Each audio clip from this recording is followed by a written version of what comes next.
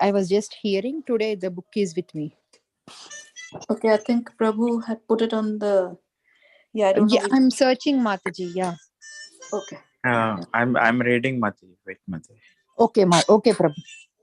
Om Ajnanatimirandasya Jnananjana Salakaya Chakshurmilitamena Tasmai Shri Gurave Namaha Shri Chaitanya Manobhistam Stapitam Ena Bhutale Swayam Rupa Kadamahyam Dadati Svapadantikam Namo Vishnu Padaya Krishna Prestaya Bhutale Srimate Bhaktivedanta Swami Niti Namine Namaste Saraswate Devi Gauravani Pracharine Nirvisesha Sanyavadi Paschatya Desatarine.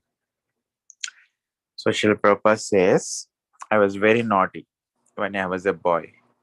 I would break anything. When I was angry, I would break the glass hookah pipes which my father kept to offer to guests. Once, my mother was trying to bathe me, and I refused and knocked my head on the ground, and blood came out. They came running and said, "What are you doing? You shall kill the child." So Abhay was present when his mother observed the ceremony of Sadha Potra during the 7th and 9th month of her pregnancy. Freshly bathed, she would appear in a new clothing along with her children and enjoy a feast of whatever foods she desired, while her husband gave goods in charity to the local brahmanas who chanted mantras for the purification of mother and the coming child. Abhay was completely dependent on his mother. Sometimes she would put his shirt on backwards and he would simply accept it without mentioning it. Although he was sometimes stubborn, he felt dependent on the guidance and reassurance of his mother. When he had to go to the privy, he would jump up and down beside her, holding her sari and saying, "Urine, mother, urine." "Who is stopping you?" she would ask. "Yes, you can go." Only then, with her permission, would he go. Sometimes, in the intimacy of dependence, his mother uh, became his foil. When he lost a baby tooth on her advice, placed it under a pillow that night, and the tooth vanished and some money appeared. Abai gave the money to his mother for safekeeping. But later, when in their constant association, she opposed him. When in their constant association, she opposed him. He demanded, "I want my money back. I will go away from home. Now you give my money back." So on. So when Rajni wanted her hair braided, she would regularly ask her daughters. But if Abhay were present, he would insist on braiding it himself and would create such a disturbance that they would give in to him. Once he Once he painted the bottoms of his feet red, imitating the custom of women who painted their feet on festive occasions. His mother tried to dissuade him, saying it was not for children, but he insisted, "No, I must do it also." Abe was unwilling to go to school. "Why should I go?" he thought. "I'll play all day." But when his mother complained to Gormohan, Abai, sure that his father would be affectionate, said, "No, I shall go tomorrow." "All right, he will go tomorrow," said Gormohan. "That's all right." But in the next morning, Abai complained that he was sick and his father indulged him. So Rajni became upset because the boy would not go to school and she hired a man for 4 rupees to escort him there. The man, whose name was Damodara, would tie Abai about the waist with a rope, a customary treatment, take him to school, and present him before his teacher. When Abai would try to run away, Damodar would pick him up and carry him in his arms. So after being taken away by force, Abai began to go on his own. Like, taken a few times by force, Abai began to go on his own.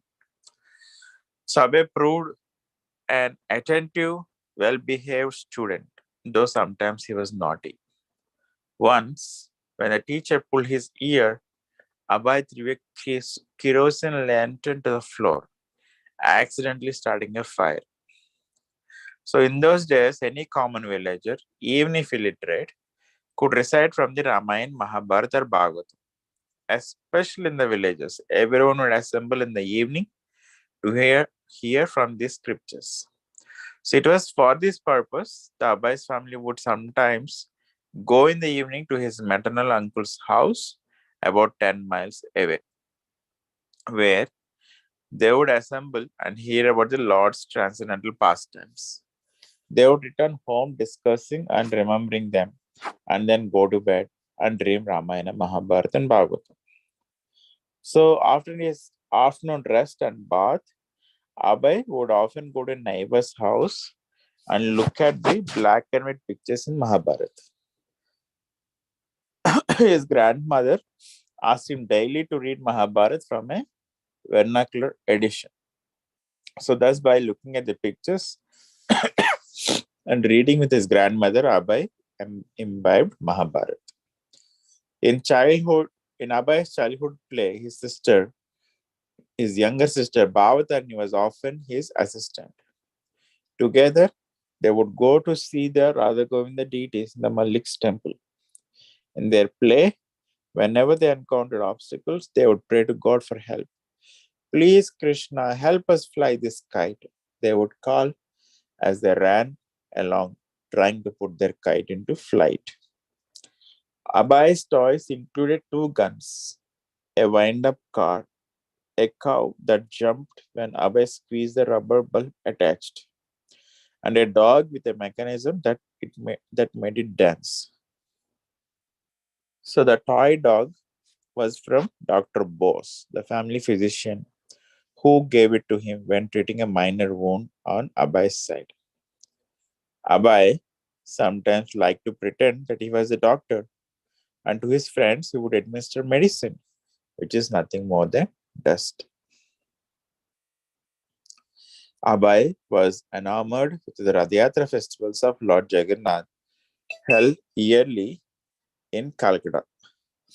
The biggest Calcutta Radhyatra was the Malik's, the three separate carts bearing the deities of Jagannath, Baladev, and Subhadra. So, beginning from Radha Govinda temple, the carts would proceed down Harrison Road for a shorter distance and then return. So, the Malik would distribute large quantities of Lord Jagannath's prasad to the public on this day. So, Radhyatra was held in cities all over India, but the original gigantic Radhyatra, attended each year by millions of pilgrims, took place 300 miles south of Calcutta at Jagannath Puri. So, for centuries at Puri, these wooden carts, 45 feet high, and had been towed by the crowds along the 2-mile parade route in commemoration of one of Lord Krishna's eternal pastimes.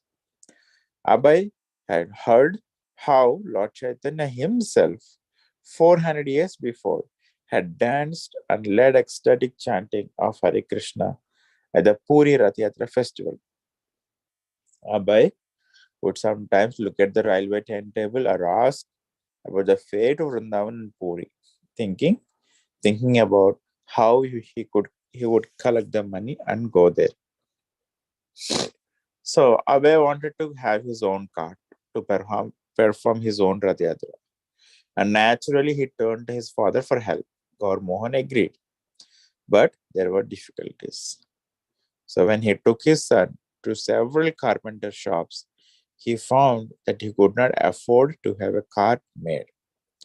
So on their way home, Abai began crying. An old Bengali woman approached and asked him what the matter was. Gaur Mohan explained that the boy wanted a Rath Yatra cart, but they could not afford to have one made. Oh, I have a cart, the woman said. And she invited Gaur Mohan and Abhay to her place and showed them the cart. It looked old, but it was still operable. And it was just the right size, about 3 feet high. So Gaur Mohan purchased it and helped to restore and decorate it. Father and his son together constructed 16 supporting columns and placed a canopy on top, resembling as closely as possible the one on the big carts at Puri. They also attached the traditional wooden horse and driver to the front of the cart. Abhay insisted that it must look authentic. So Gormon bought paints and Abhay personally painted the cart, copying the Puri originals. His enthusiasm was great and he became insistent organizer of various aspects of the festival. But when he tried making fireworks for the occasion from a book that gave illustrated descriptions of the process, Rajani intervened. So just quick catch up at this point. All the pastimes, some of the highlight pastimes is, of course, the play with his sister Bhavatarani. I think she is the one going to be there with Prabhupada till the last days of Srila Prabhupada. I think she is the one uh, Pishima Mataji, something like that. And Krishna consciousness is there right from the beginning. How whenever they are needing help, they're praying to Krishna, please help. And this cart pastime also, he was so insistent that it needs to look authentic and be real as close as possible, although it's a small one. Yeah. Priyanka Mataji, can you be able to read now? Yes, Prabhuji. Hare Yeah. Krishna. Abhay engaged his playtimes in helping him, especially his sister Bhavatarini, and he became their natural leader.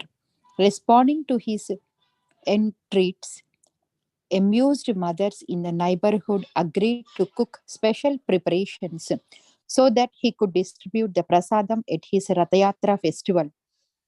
Like the festival at Puri, Abhay's Rathayatra ran for 8 consecutive days. His family members gathered, and the neighborhood children joined in procession, pulling the cart, playing drums and kartals, and chanting. Wearing a dhoti and no shirt in the heat of summer, Abhay led the children in chanting the Hare Krishna and in singing the appropriate Bengali bhajan, Ki Kara Rai Kamalini.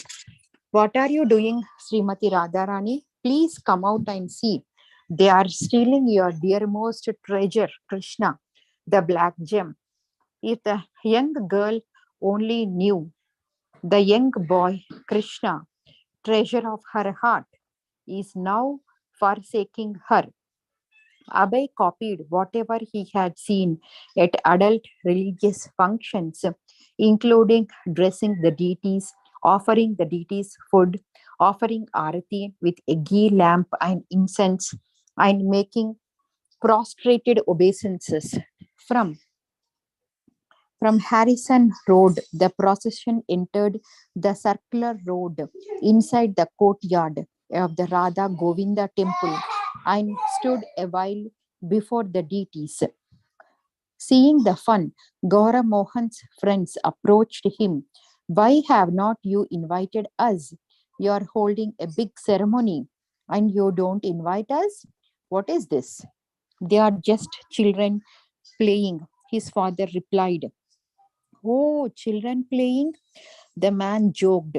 You are depriving us by saying that this is only for children. While Abhay was ecstatically absorbed in the Rathayatra processions, Gaura Mohan spent money for 8 consecutive days. And Rajani cooked various dishes to offer, along with flowers to Lord Jagannatha. Although everything Habay did was imitation, his inspiration and steady drive for holding the festival were genuine. His spontaneous spirit sustained the 8 day children's festival, and each successive year brought a new festival, which Abhay would observe in the same way. When Abhay was about 6 years old, he asked his father for a deity of his own to worship. Since infancy, he had watched his father doing puja at home and had been regularly seeing the worship of Radha Govinda.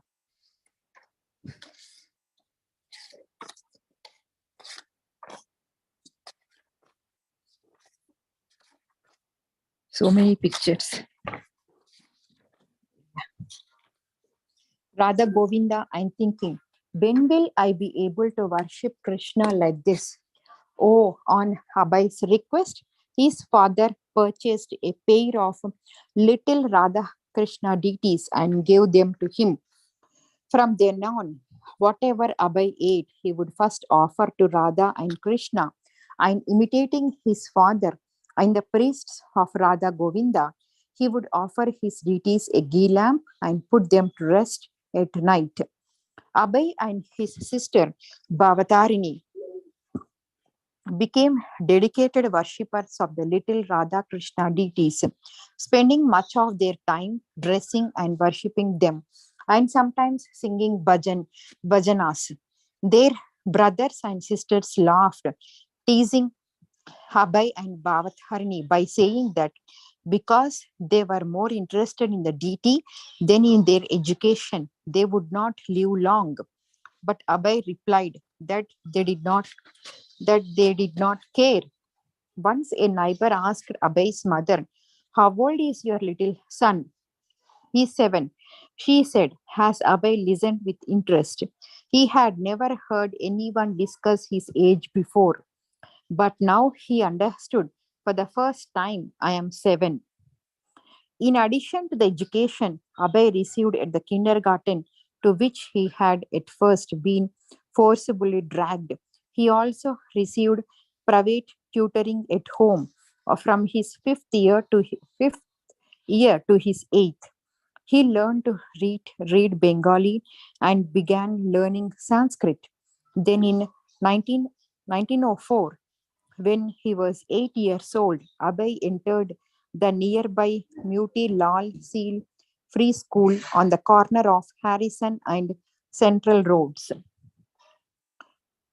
Muti Lal was a boys' school established in 1842 by a wealthy Suvarnavanik Vaishnava.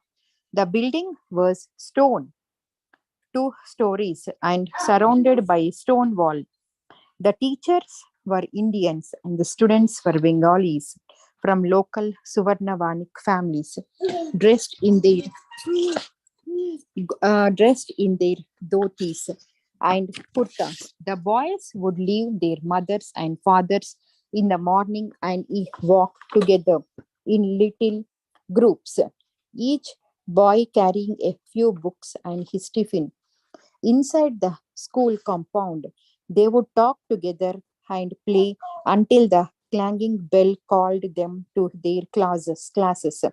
The boys would enter the building, skipping through the halls, running up and down the stairs, coming out to the wide front veranda on the second floor until their teachers gathered them all before their wooden desks and benches for lessons in math, science, history, geography, and their own Vaishnava religion and culture. Classes were disciplined and formal. Each long bench held 4 boys who shared a common desk with 4 inkwells. If a boy were naughty, his teacher would order him to stand up on the bench. A Bengali reader the boy studied were, was the well-known folk tales of Bengal, a collection of traditional Bengali folk tales, stories a grandmother would tell local children, tales of witches, goats, tantric spirits, talking animals, saintly brahmanas, or sometimes wicked ones, heroic, heroic warriors, thieves, princes, prince, princesses, spiritual renunciation, and virtuous marriage. In their daily walks to and fro from school, Abhay and his friends came to recognize, at least from their childish viewpoint, all the people who regularly appeared in the Calcutta streets, their British superiors traveling about, usually in horse drawn carriages, the hackney drivers, the bangies who cleaned the streets with straw brooms, and even the local pickpockets and prostitutes who stood on the street corners. Habai turned 10 the same year the rails were laid for the electric tram on Harrison Road. He watched the workers lay the tracks, and when he saw first the trolley's car's rod touching the overhead wire, it amazed him.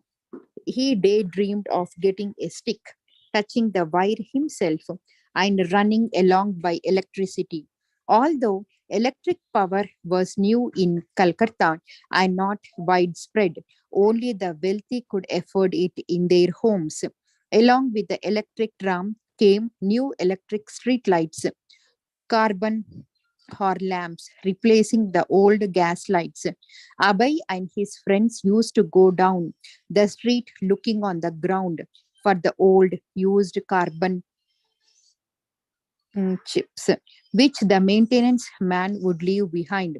When Abhay saw his first gramophone box, he thought an electric man or a ghost was inside the box singing. Abhay liked to ride his bicycle down the busy Calcutta streets. Although, when the soccer club had been formed at school, he had requested his position of goalie so that he would not have to run. He was an avid cyclist. A favorite ride was to go south towards Dalhouse Square with its large fountains spraying water into the air. That was near Raj Bhavan, the Viceroy's mansion, which Abhay could glimpse through the gates. Sliding further south, he would pass through the open arches of the mm, Maiden, Calcutta's main public park, with its beautiful green flatland spanning out towards Chaura Ranji and the stately buildings and trees of the British Quarter. The park also had exciting places to cycle past: the race track, Fort William, the stadium, the maiden bordered the Ganges, locally known as the Hooghly, and sometimes Abhay would cycle home along with along its shores. Here he saw numerous bathing ghats with stone steps leading down into the Ganges, and often with temples at the top of the steps. There was the burning ghat where bodies were cremated, and close to his home, a pontoon bridge that crossed the river into the city of Howrah. At age 12, though it made no impression on him, Abhay was initiated by a professional guru. The guru told him about his own master, a great yogi, who had once asked him, "What do you want to eat?" Abhay's family guru had replied, "Fresh pomegranates from Afghanistan." "All right," the yogi had replied, "go into the next room." And there he had found a branch of pomegranates, ripe as if freshly taken from the tree. A yogi who came to see Abhay's father said that he had once sat down with his own master and touched him, and had then been transported within moments to the city of Dwaraka by yogic power. Gaura Mohan did not have a high opinion of Bengal's growing number of so called sadhus, the non devotional impersonalist philosophers, the demigod worshippers, the ganja smokers, the beggars. But he was so the beggars, uh, but he was so charitable that he would invite the charlatans into his home. Every day, Abhay saw many so called sadhus, as well as some who were genuine, coming to eat in his home as guests of his father. and from their words and activities, Abhay became aware of many things, including the existence of yogic powers. At a circus, he and his father once saw a yogi tied up hand and foot and put into a bag. The bag was sealed and put into a box, which was then locked and sealed. But still, the man came out. Abhay, however, did not give these things much importance compared to the devotional activities his father had taught him, his worship of Radha Krishna, and his observance of Ratha Yatra. Hindus and Muslims lived peacefully together in Calcutta, and it was not unusual for them to attend one another's social and religious functions. They had their differences, but there had always been harmony. So when trouble started, Abbay's family understood it to be due to political agitation by the British. Abbay was about 13 years old when the first Hindu-Muslim riot broke out. He did not understand exactly what it was, but somehow he found himself in the middle of it. Srila Prabhupada, all around our neighborhood on Harrison Road were Mohammedans. The Mullik house and our house were respectable. Otherwise, it was surrounded by what is called Kasbah and Basti. So the right was there, and I had gone to play. I did not know that the riot had taken place in Market Square. I was coming home, and one of my class friends said, "Don't go to your house. That side is rioting now." We lived in the Mohammedan quarter, and the fighting between the two parties was going on. But I thought maybe it was something like two gundas, hoodlums fighting. I had seen one gunda once stabbing another gunda, and I had seen pickpockets. There were our neighbor men. So I thought it was like that. This is going on. But when I came to the crossing of Harrison Road and Holiday Street, I saw one shop being plundered. I was only a child, a boy. I thought, what is this happening? In the meantime, my family, my father and mother were at home frightened, thinking the child has not come.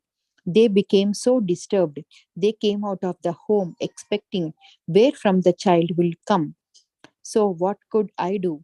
When I saw the rioting, I began to run towards our house, and one Mohammedan, he wanted to kill me. He took his knife and actually ran after me. But I passed somehow or other. I was saved. So, as I came running before one gate, my parents got back their life. So, without speaking anything, I went to the bedroom, and it was in the winter. So, without saying anything, I lay down, wrapped myself with a quilt. Then later, I was rising from bed, questioning, is it ended? The riot has ended.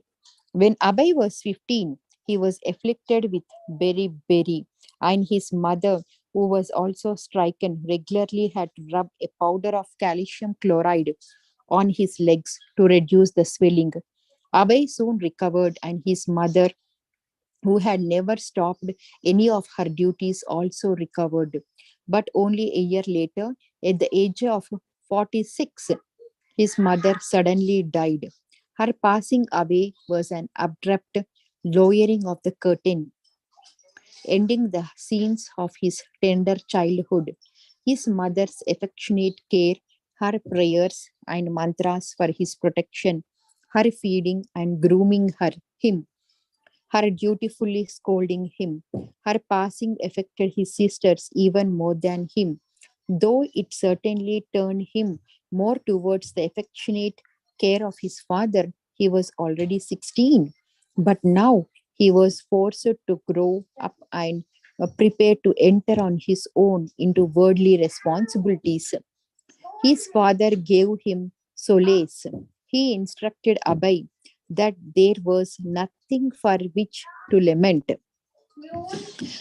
The soul is eternal and everything happens by the will of Krishna. So He should have faith and depend upon Krishna. Abhay listened and understood. Shall I share the points, Prabhu? Yeah, yes, Mataji. Mm, Here, the first most important point is since from the beginning of his childhood, Srila Prabhupada and his sister Bhavatarini both are interested in deity worship, worshipping Radha and Krishna, decorating like with flowers, changing the deities' dresses and everything. Ratha Yatra festival, everything. This shows like how enthusiastic Srila Prabhupada was from the beginning of his childhood only. See, his father taught him, but like his own desire came like fully enthusiastic. It was completely, totally his own desire, and mm, some fighting, some Mohammedans. The, um, that was on Harrison Road. Yeah.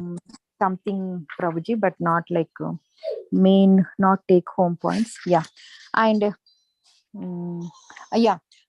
From the beginning, like Prabhupada is not, Prabhupada and his father both are not interested in like so called yogis or gurus or fake gurus or anything.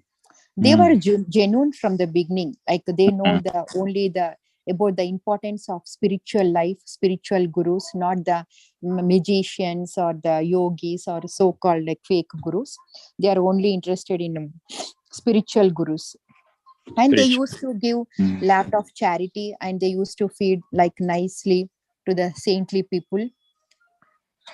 From the beginning, like they you and like one more point, Prabhuji, like since from the beginning, Prabhupada used to offer food boga Food. to Radha and Krishna from the beginning, like when he was less from 5 years old.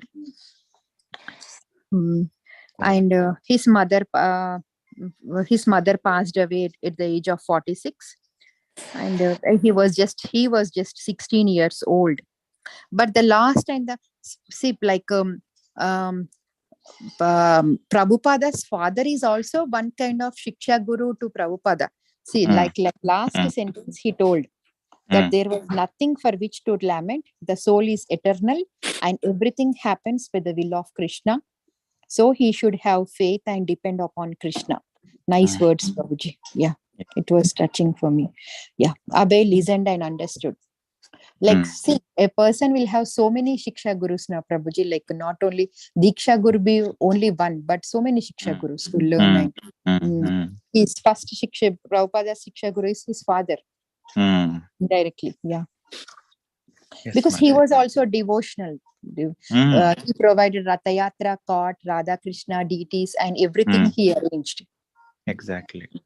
And I can read the chapter 2, Prabhuji, if no one is there. Yeah. Let's see, Banita Mataji wanted to read other day. So, Mataji, you want to take on today? Banita Mataji? Sure, I'll read 15 minutes, so then I have to go. Okay. So, You can yeah. read and then you can also say, and then we'll close the call. Yeah. Okay. Chapter 2, College, Marriage and Gandhi Movement. I joined Gandhi's movement in 1920 and gave up my education, although I had passed my final exam, BA. I gave it up and did not appear, Srila Prabhupada. In 1914, the war came and many Indians enlisted in the fight on behalf of their ruler, Great Britain. Away saw British airplanes landing on the racetrack in Maiden Park, and the newspaper told him of the war, but he was not directly affected. In 1916, he began college. There were two prestigious colleges in Calcutta, Presidency and Scottish Churches. Abbey earned Scottish Churches College. It was a Christian school but well reputed amongst the Bengalis, and many Vaishnava families sent their sons there. The professors, most of whom were priests in the Church of Scotland, were known as a sober, moral man, and the students received a good education. It was a proper and respectable institution, and since it was in North Calcutta and not far from Harrison Road, Gaur Mohan could keep away at home. Gormon had long ago decided that he would not allow Abhay to go to London, and he, in the name of education, become exposed to the corruption of the West. He wanted Abhay to be a poor devotee of Srimati Radharani and Lord Krishna. Yet, on the other hand, Gaur Mohan didn't want to give up his son to become the brahmachari disciple of the Guru. Where was such a qualified guru to be found? The experience of yogis and swamis had not inspired such confidence. He wanted his son to keep all the principle and spiritual life. Yet he also knew that Abhay would have to marry and earn a livelihood.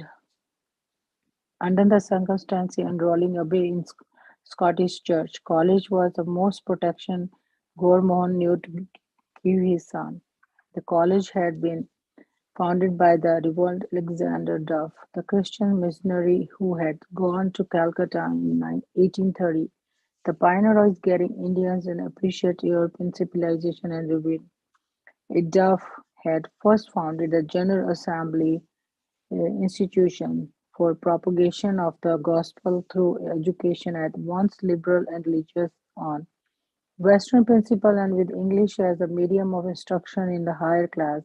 Later he had founded the College of the Church of Scotland and the 1908 had amalgamated both institutions of the Scottish Church College. Srila Prabhupada, we respect our professors or as our father. The relationship between the student and the professors was very good. The Vice Chancellor, Professor W. S. Urquhart, was a perfect and a kind-hearted gentleman with whom we sometimes joked. In my first year, I studied English and Sanskrit in my second year. Sanskrit and philosophy, then philosophy and economics. Another professor was J.C. Scrimgeour. He was professor of English literature. While teaching English literature, he would give parallel passages from the Bankim Chandra Chatterjee. Yes, yes, he would say, yes, Bankim Babu say like this.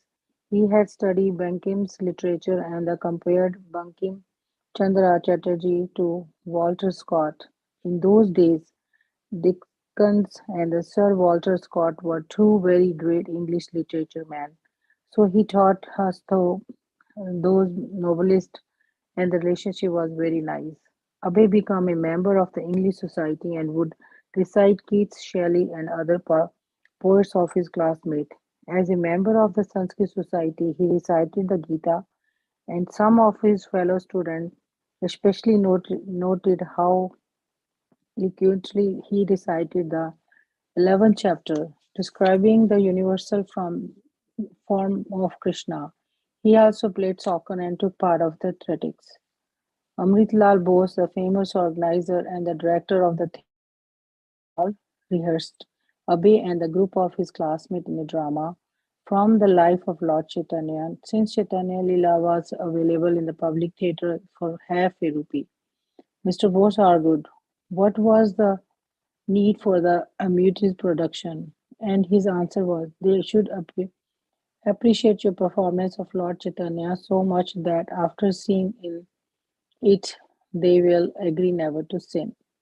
The eminent director was volunteering his service and training these boys, but no one condition they would not perform publicly unless he said the production was perfect.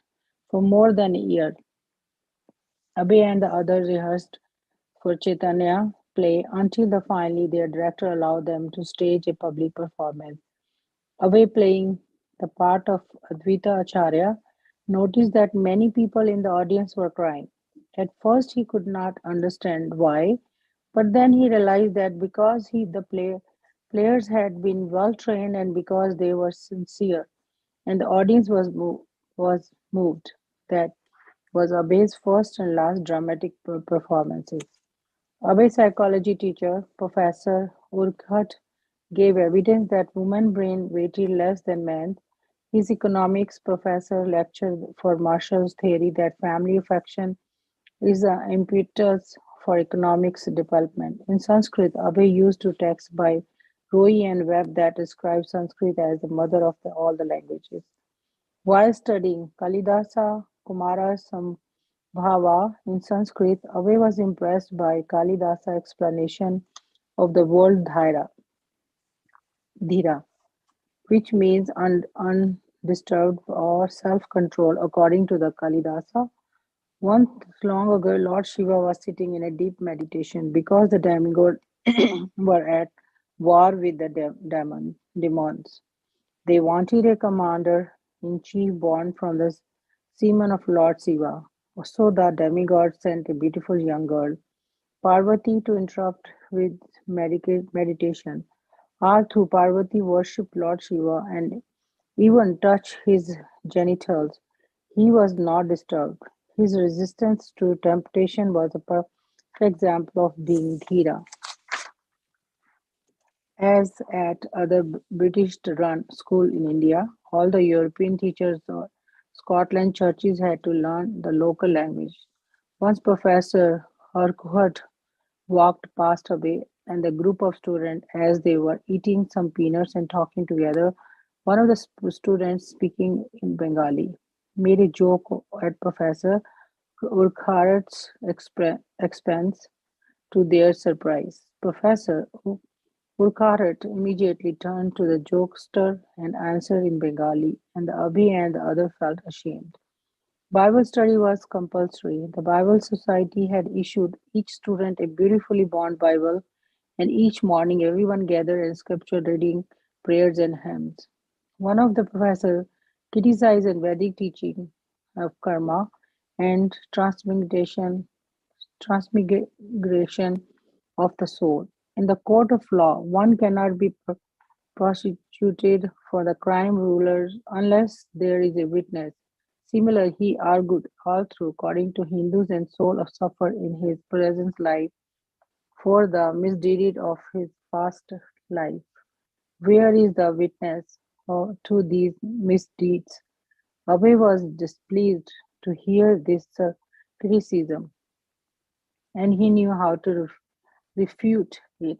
But being only a student, he had remained silent.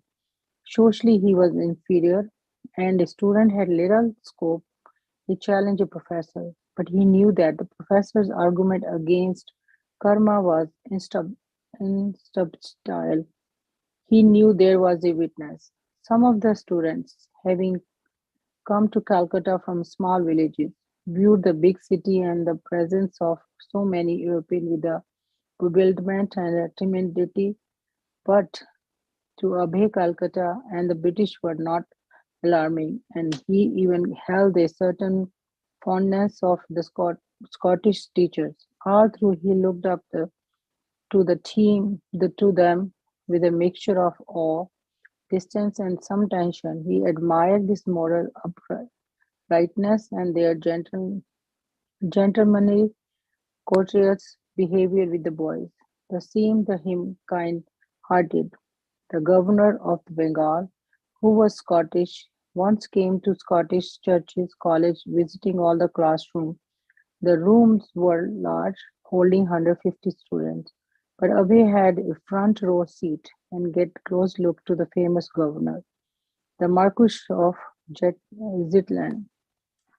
The school operated on the principle of strict social distance between European and Indians.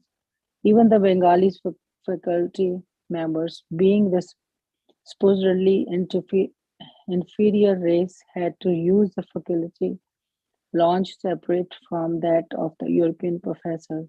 Part of the college syllabus was England's work in India by M. Ghosh and Indian. The book elaborately explained how Indian had been primitive before the British rule. Abhay economics professor would sometimes shout at his class when he became frustrated with their slowness, addressing them as representatives of the whole Indian nation. He would say, "You should never expect independence. You cannot rule. You can only work like aces, and that's all." College life was demanding. No longer was Away free to spend hours before the deities of Radha and Govinda early in the morning. That had been a boyhood luxury when he would daily pass hours in the Bulki's temple before the golden form of Radha Govinda, watching the pujaris as they worship the deities and increase incense, flowers, lamb, musical kirtan, and opulent prasadam. As a child, he had played within the grassy compound of the temple or watched the men cooking kachoris on the roadside or bicycled or flown his kite with the Bhavatarini. His life had always centered on his house at Harrison Road, his mother's talks, his father worshipped Krishna. These scenes were now past. Now he spent his days within the compound of Scottish churches, colleges. Here there was also a lawn and a garden with the birds and even a small banyan tree. But instead of worship, there was study. The atmosphere at Scottish churches was academic, and even the casual conversation among the students as they gathered before the notice board at the main entrance or passed in group in and out of the main gates was usually about class assignment of the collective activities. When Avi was not actually sitting side by side with his fellow student, sharing a classroom bench before one of the long desks that stood row after row in the lecture hall, when he was not looking attentively forwarding during the lecture of one of his professors, usually a reverend dressed in a European suit, speaking a Scottish prop and pronouncing words like duty as duty when he was not actually in the classroom hearing their lecture on Western logic or chemistry or philosophy, psychology. Then he was at his homework assignment, sitting at the table amidst the bookshelves in the college library, reading from an open book or writing notes while the electric fans overhead rippled the pages, or he was at home with his father, sister, and brother, but reading his lesson or writing a paper for the reverend in the lecture hall. He had to abandon worship the Krishna deity. He had demanded his father give him years before he had retired his duties to the closed box. Gaur Mohan was undisturbed that his pet son, could no longer attend to all the devotional activities of his childhood. He saw that Abhay was remaining pure in all his habits, that he was not adopting Western ideas or challenging his own culture, and that as a student in Scottish churches, college, he would not likely be exposed to immoral behavior. Gaur Mohan was satisfied to see Abhay getting a good education to prepare for a career after graduation. He would be a responsible Vaishnava. He would soon marry and get a job. One of Abhay's classmates and close companions was Rupandar Natha Mitra. Abhay and Rupan would study together and sit side by side in the assembly hall during Bible class, returning the compulsory prayers. Rupan noticed that all through Abhay was a serious student. He was never enamored with Western education or ambition for scholastic achievement. Abhay would confide to Rupan, I don't like these things. And sometimes he spoke of moving away. What are you thinking? Rupan would ask, and Abhay would reveal his mind. Rupan found that Abhay was always thinking about something religious, something philosophical or devotional about God. Abhay studied the Western philosophers and scientists, yet they had no fascination for him. After all, they were only speculating and their conclusions were not in the devotional mood and spirit of the Vaishnava's training he had received from his father and the Vedic scriptures. The sudden cross access of the wealth of Western knowledge, which created in some of appetite of study deeply and in others in desire to get ahead of the world through good grades and career. Left away untouched, certainly within his heart, he was always thinking of something religious, something philosophical or devotional about God. And yet, as a Scottish church college man, and gave his time and attention to academic life, One night after his after his first year of college, Abe had an unusual dream. The deity of Krishna, his father, had given him appeared Abe complaining, "Why have you put me away in this box? You should take me out and worship me again." Abe felt sorry that he had neglected his uh, deity, and he resumed his worship in Radha Krishna at home despite an assignment. In the class, 1 year ahead of Abe was a very spirited nationalist, Subhash Chandra Bose. He had been a student at Presidency College but had been expelled for the organizing a student strike against a British professor who had repeatedly abused Indian students. A Scottish church, Bose appeared to be a serious student, and he was secretly of his philosophy club and was working cooperatively with the vice chancellor Urquhart from Subhash Bose and others. Abe heard talk of Indian independence. He heard the names well known in his native Bengal, Bipin Chandra Pal, who had fought to repeal the Arms Act, Surendranath Banerjee, who settled the British with his agitation against the 1905 partition of the Bengal, Lala Lajpat Rai, and the most notably Mohandas K. Gandhi. Scottish Adi, Church. Yes, yeah. Prabhuji. You want to say something at this point? Oh, we still have a lot of pages, Prabhuji. Yeah. So, I mean, you said you will want to draw, but I was thinking if Priyanka Mataji and I think Chintamani Mataji or anyone else can continue. But do you want to say some highlights here for the paragraphs you read, Mataji? Mm, yeah, it shows that Prabhupada, he was always in a want to do the devotional service. He's always in a he was studying like forcefully, but his motive is like inside mind, Mm, body, and everything was interested in just devotional bhakti.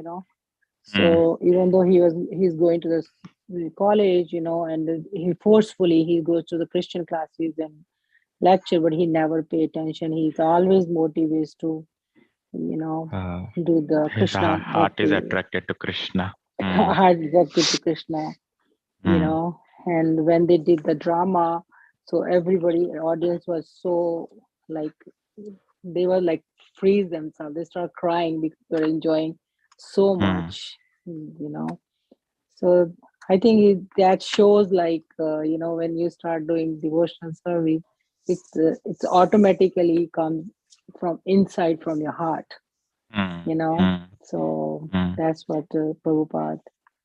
mm, So after that, when he got busy with the study, he couldn't do the bhakti, in the morning prayers and everything. He felt mm, really bad, he was like, I'm missing something, I'm doing one hand something, another hand I'm missing, which is mm, my life goal, which is my desire. So that's what, and he found his friend, so they both were in like same page probably, so that's what up to now. nice. Yes. Thank you, It's Prabhuji, also letting me study. I know. Let it's me also read the. nice how the deities came into his dream. Exactly. Yes. That's what it's happened actually. Like Prabhuji, I mean, this is just example. Like at night we have Bhagavatam class with the Mm, Panduranga Prabhu. So no matter what, where we are, it's mm, like 8:30 sharp. mm, We are on the call. No matter what, mm, if I'm outside and wherever we are, I mean, mm, I myself, like, so I think once you start getting the taste, and mm, I mean, Prabhupada was a like super soul, so we can, I mean, compare ourselves, but we try our best, like little tiny, like, like little ants, so we get mm, something, you know. So, yeah, this is very uh, nice. I mean, this is really good book, We was reading as mm, a family before, together. mm, So mm. this is my I'm happy. Third I'm time. reading again. Yeah. So nice. Thank you for joining Yeah. us. If I make any mistake with reading, please forgive me. Krishna will forgive me. Ayo, So, Krishna. yeah. Thank you, Prabhuji. Sure, Mataji. Yeah. Yes. I will Okay. listen. You I could will listen. Okay. but Sure. yeah, Yeah, I I'm will thinking listen. I won't drop. if we can stretch for 15-20 minutes, we can finish the chapter. So, I can but do that. I mean, you want you me to can do do that? that? Yeah, I Okay. can do it. Now I start getting excited. Okay, Okay. so where did I left? Probably now I'm lost. Many Bengali speakers, like you read In the until class 1 year Scottish ahead. Churches College was strict. Yes, That's where Okay, it's yeah. starting. Yes, Mm. yes. Let me Mm. finish there. Yeah. Mm. I'm going to read until Prabhuji 6:15. Okay. Okay. Yeah. I'm enjoying so much. Scottish Churches Okay. College was strict in forbidding and anti-government propaganda, but the students were sympathetic to the cause of home rule. All through there were no open signs of rebellion. Students sometimes held nationalist meeting in secret. When Subhash Chandra Bose urged the students to support the Indian independence movement, Abhay listened. He liked Bose's faith in spiritual and his enthusiasm and the determination. Abhay wasn't interested in a political activity, but the idea of the independence movement appealed to him. Many Bengali speakers or writers expressed India's drive for independence, Swaraj, as a spiritual movement. For the nationalists, political emancipation was analogous to the soul's liberation from the material bondage. Abhay was interested in devotional service to Lord Krishna and absolute truth, a conviction he had imbibed from his father and maintained since his childhood. Whereas Indians' independence was a temporary relative truth. But some of the leaders of Swaraj, while admitting that the Vedic scriptures were indeed absolute, asserted that the original glory of Indian culture could not shine for the world's benefit until India became free from the stigma of foreign roots. The foreigners, they pointed out, blasphemed and castigated the uh, preeminence of Indian culture. Abhi had felt this also. In his assignment reading in M. Ghosh England's work in India, he had encountered the theory that the Vedic scriptures were impure, recent writing, and that Indians had been spiritually backwards culture before British rules and the spread of Christianity. There were many British insults against the Sastras, such as professors trying to discount the law of karma. But if India could gain national freedom, then everyone, not only Indians, but the entire world could benefit from India's highest evolved Vedic culture. The call of Swaraj all through covered attracted virtually all the students and Abhay amongst them. He was especially interested in Gandhi. Gandhi always carried a Bhagavad Gita.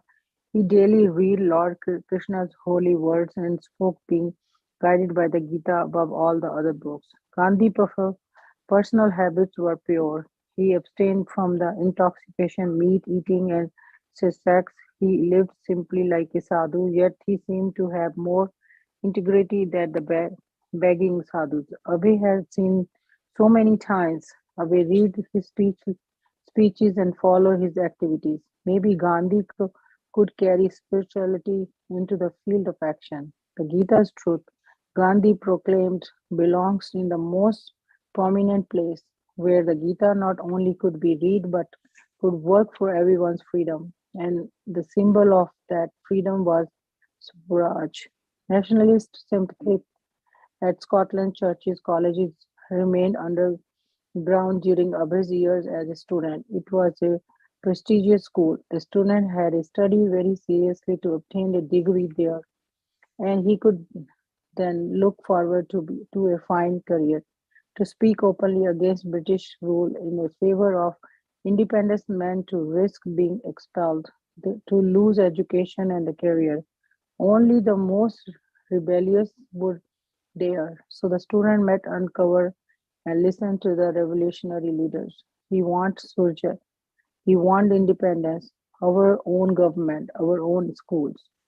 Gaur Mohan watched his son with concern. He saw Abhay not as one of the hundreds of millions of instruments meant to change India's political destiny, but as his pet son. His first concern was Abhay's welfare. While world events moved across the stage of history, Gaur Mohan concerned on his son's future as the hoped it would be, and he had always played it would be. He was planning for Abhay to become a pure Vaishnava, a devotee of Radharani. He had taught Abhay worship Krishna and be pure in character and had arranged for his education. Now Gaur Mohan through of getting his marriage. According to the Vedic system, a marriage should be carefully arranged by the parents, and it should take place before the girl reaches puberty. Gormon had gotten his first daughter married in her ninth year, and the second daughter at 12 years, and the third daughter at 11. When his second daughter was going to 12, Rajni had said, I shall go to the river and commit suicide if you don't get her married at once. In the Vedic system, there was no courtship, nor was a couple allowed to live together during the first year of their marriage. The young girl would begin serving her husband by cooking for him at her parents' house and coming before him to serve him his meal or by taking part of some other formal exchange. Then, as the boy and the girl grew or physically maturity, they would become so lovable to another that they would be inseparable. The girl would naturally remain faithful to her husband since she would have no association with any other boy as she grew up poverty. Gaur Mohan had many friends in Calcutta with eligible young daughters, and for a long time he had been considering a suitable wife for Abhay. After carefully conclusion, con- consolation, he finally chose Radharani Datta, the daughter of the Suvarna Vanik family associated with the Mulikis. Radharani was 11-year-old after the meeting between the father and the Gormon. Both families agreed upon the marriage. All through Obey was a third-year college student with no income. It was not uncommon for the student to marry, and he would have no immediate financial responsibilities. Abe didn't appreciate his father's choice of a wife. He had thought of marrying another girl, but in defense of his father, he put aside his recollections, reluctance. For the time being. He was living with his family, and she with hers. So his marital responsibility of supporting a family would not be immediate. First, he had to finish college. During his fourth year of Scottish Church, Abhi began to feel reluctant about accepting his degree. As a sympathizer to the nationalist cause, he preferred national school and self-government over the British institutions.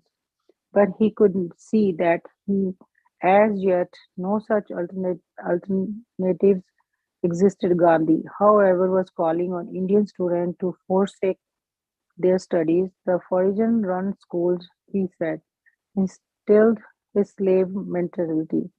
They made one no more than a puppet in the hands of the British. Still, a college degree was the basic of the life's career. Abhay weighed the choices carefully.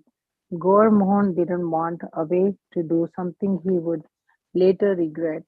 He had always tried to plan the best for his son, but Abhay was 23 and would have to make this decision for himself. Gaur Mohan thought of the future. The horoscope said his son would be a great religious preacher at the age 70, but Gaur Mohan did not expect to live to see it. Still, evenly He had every reason to accept the horoscope as accurate. He wanted to prepare a way. He tried to plan things accordingly, but there was no way to guess when Krishna would go do. Everything depended on Krishna, and Krishna was above nationalism, above planning and the law of astrology, and above the desire of the modest cloth merchandise aspiring to make his son a pure devotee of Srimati Radharani and the preacher of Srimad Bhagavatam through Gaur Mohan had always allowed Abhay to do what he wanted. He had also carefully guided him always on the path he knew was best. Now, without interfering with Abhay's decision about college, Gaur Mohan set about to arrange good employment for him regardless of what else might happen. In 1920, Abhay completed his fourth year of college and took the BA exam. Afterward, with the ordeal of his final exams behind him, he took a short vacation to fulfill his long cherished desire. He traveled along a day journey by train of Jagannath Puri. Wow. Srila Prabhupada, every day of my boyhood, I used to think how to go to Jagannath Puri and how to go to Vrindavan. At that time, the fare was for Vrindavan 4 or 5 rupees, and similarly the Jagannath Puri. So I was thinking, when shall I go?